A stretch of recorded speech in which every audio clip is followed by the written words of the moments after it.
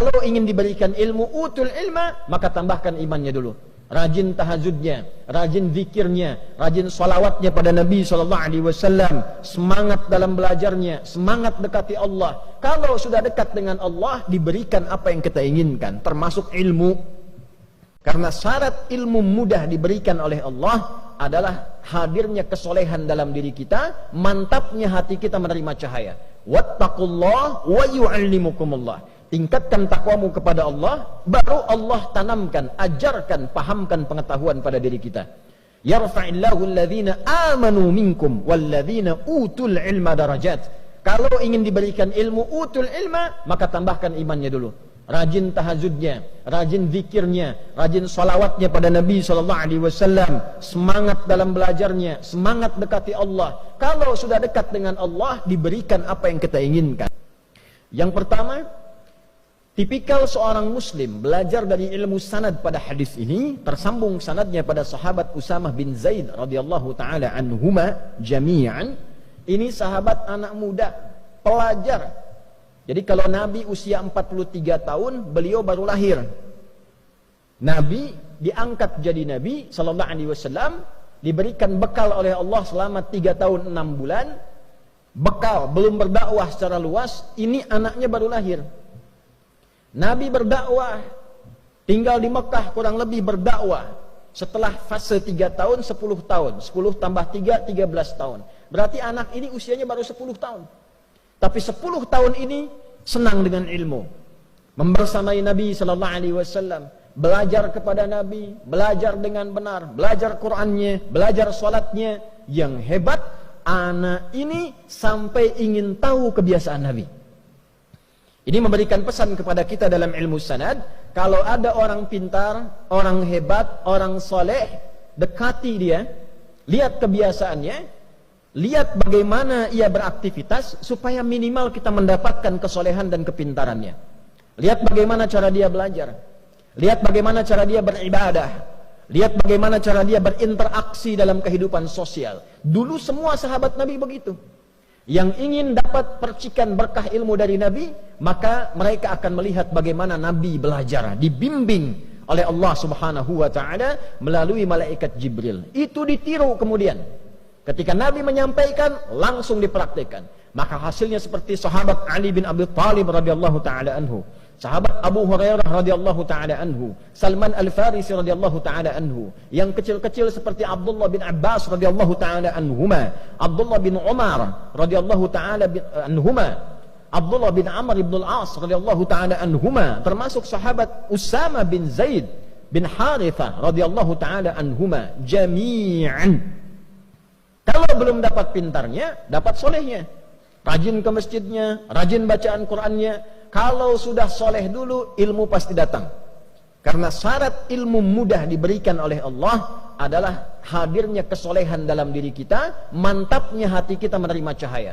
Wattaqullah wa yu'allimukumullah. Tingkatkan takwamu kepada Allah, baru Allah tanamkan, ajarkan, pahamkan pengetahuan pada diri kita. Yarfa'illahu alladhina amanu minkum walladhina utul ilma darajat. Kalau ingin diberikan ilmu, utul ilma, maka tambahkan imannya dulu.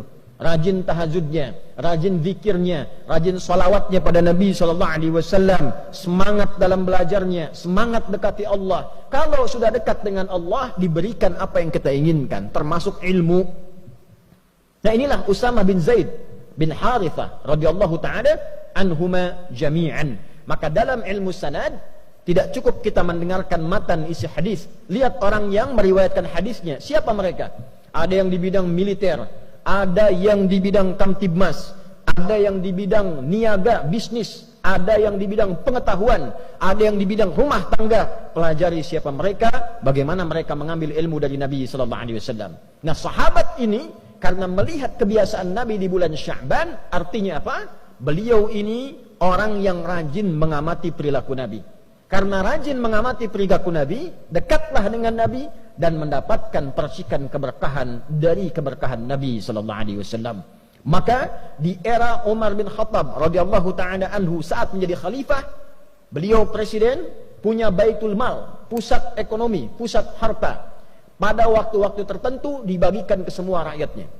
Jadi beliau melihat potensi di wilayahnya, di negara yang dipimpinnya, apa saja sumber dayanya, apa saja yang diolahnya, dikumpulkan di pusat kumpulan harta namanya Baitul Mal.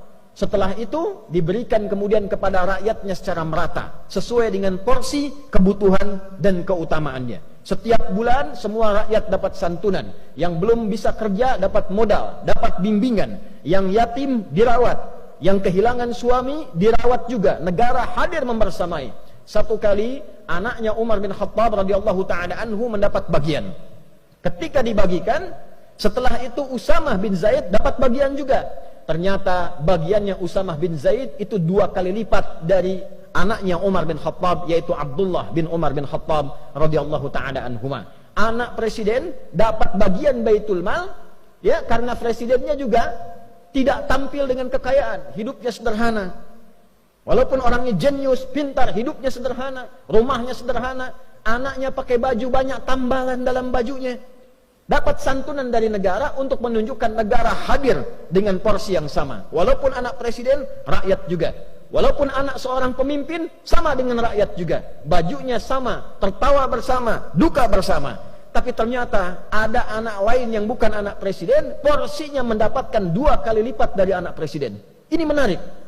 Maka anaknya bertanya kepada bapaknya yang presiden, "Wahai ayahanda, kenapa Usamah mendapatkan bagian lebih daripada saya 2 kali lipat?" Maka kata Umar bin Khattab radhiyallahu taala anhu, karena Usamah bin Zaid itu lebih dekat hubungannya dengan Nabi, lebih dicintai oleh Nabi. Artinya apa? Nabi lebih mengetahui keadaan Usamah dibandingkan dengan anaknya Umar.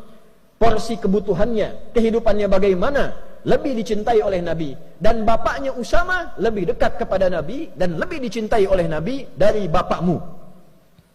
Bayangkan, Umar bin Khattab, seorang pemimpin, beliau jadi presiden di era itu, mengatakan pada anaknya, bapaknya Usamah lebih dicintai dan dekat dengan Nabi. Usamahnya lebih dicintai dan dekat dengan Nabi dibandingkan dengan engkau dan dibandingkan dengan bapakmu.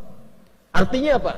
Persahabatan begitu erat, persahabatan begitu mulia. Usamah sudah tidak ada bapaknya, diperhatikan oleh Umar melebihi anaknya sendiri karena ia punya beban kehidupan di atas beban anaknya. Itulah ilmu sanad.